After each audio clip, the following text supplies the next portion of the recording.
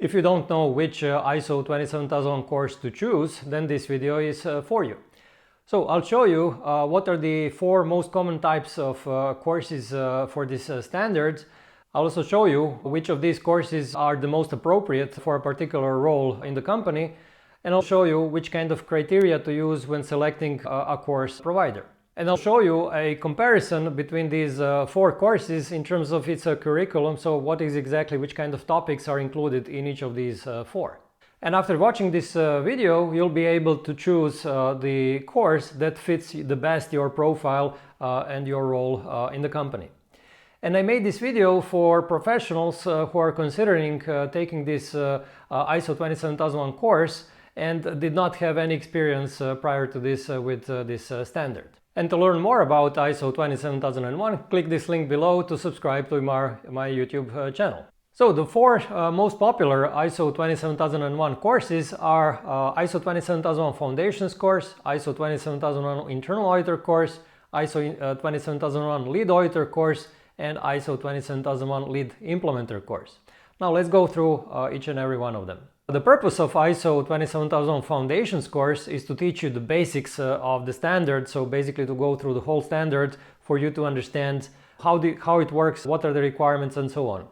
It usually lasts 1 day, 8 hours, and it is intended typically for, let's say, members of the project team for ISO 27001, so someone who is involved in the project but is not, let's say, leading a project.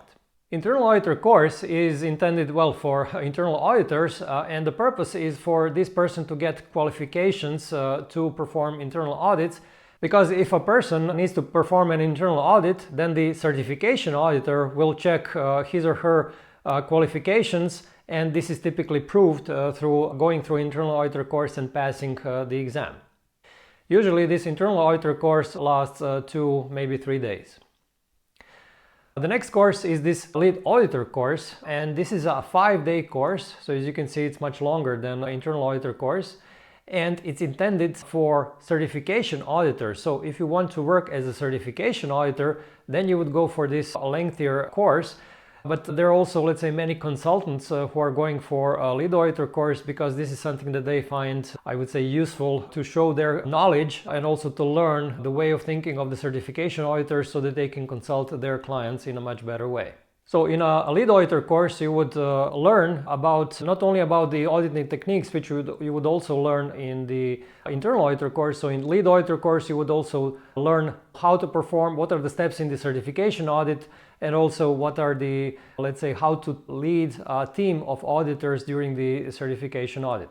But I'll show you a little bit later on how this curriculum of the Lead Auditor Course looks like. And finally, a Lead Implementer Course is also a 5-day course like Lead Auditor Course, but unlike Lead Auditor Course, in Lead Implementer Course, it focuses actually on implementation techniques. So how you handle implementation projects and so on and so forth. And this is something that is usually intended for consultants, for security managers in companies, so this kind of people. Now, for all of these 4 courses, training providers typically provide a possibility to go for the exam, and once you pass the exam, then you get the certificate which will prove that you actually have gone through this kind of a course and that you have knowledge acquired in this kind of a training. Now, how do you choose a training provider? Because there are many providing these kind of courses, and basically it comes down to reputation, quality, and accreditation. Reputation meaning that you're taking this course with a reputable training provider who has already established itself in the market so that it can be trusted by anyone to whom you're showing this kind of a certificate. Now, by quality, I mean that you actually can easily understand everything that the trainer or the instructor is explaining to you, so that you really walk out of this course with a good knowledge about the standard and everything else that is taught in the course. And the third one is accreditation. So this means that an independent body has verified that this training provider is doing, let's say, a good job with these courses. There is also a choice between online and instructor-led classroom type course. This also depends on whether you have this kind of a classroom type course in your city or let's say nearby to you. Also, if you have the time actually to attend this kind of a course. or of course online if you actually have the discipline to stay focused through the online course and go through the whole of it. Okay, let's see now what is the difference in the curriculum of four of these courses, so which topics are covered in each of these four. Okay, I'll show you now these four courses that we developed in Advisera, but basically other training providers have very similar structure of these courses. So in the ISO 27000 Foundations course, you can actually see that it has, so starting from an introduction, going to the planning phase, risk management, the do, meaning the implementation phase, and then module 5 is the check and act phases, and module 6 is overview of NXA controls.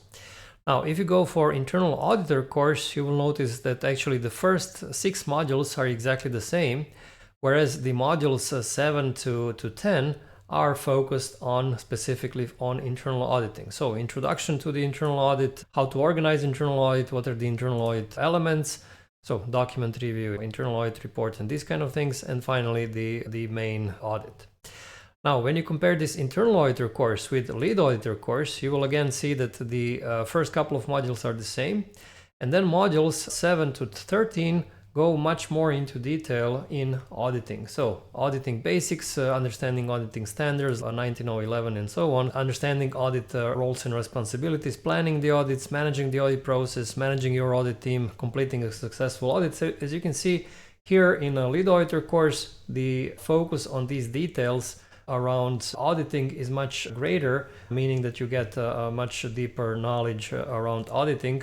Plus, what is also included here is the workshop. So basically, it's not only pre-recorded videos, so the Lead Auditor Course also has the workshop through which you actually learn about these auditing concepts with the tutor in a live session.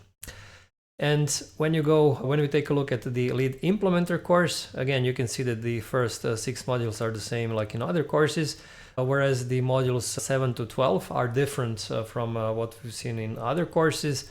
Here we can actually see that this is focused primarily on implementation. So how to get your project approved, several suggestions, several lessons here, how to prepare for the implementation, how to implement a management system, monitor, control, completing the project, taking the organization for the certification, and finally the maintenance. So basically this is how the Lead Implementer Course is structured, and also here you also have this one-day workshop similar to the one in the Lead Auditor Course. Okay, hope this was helpful, and click here to open this link that will show you all of these 4 courses from Advisera. And the good thing is that you can sign up for each of these courses for free and actually go through all the videos completely for free. And we are charging only if you want to go for the exam. Thanks for watching.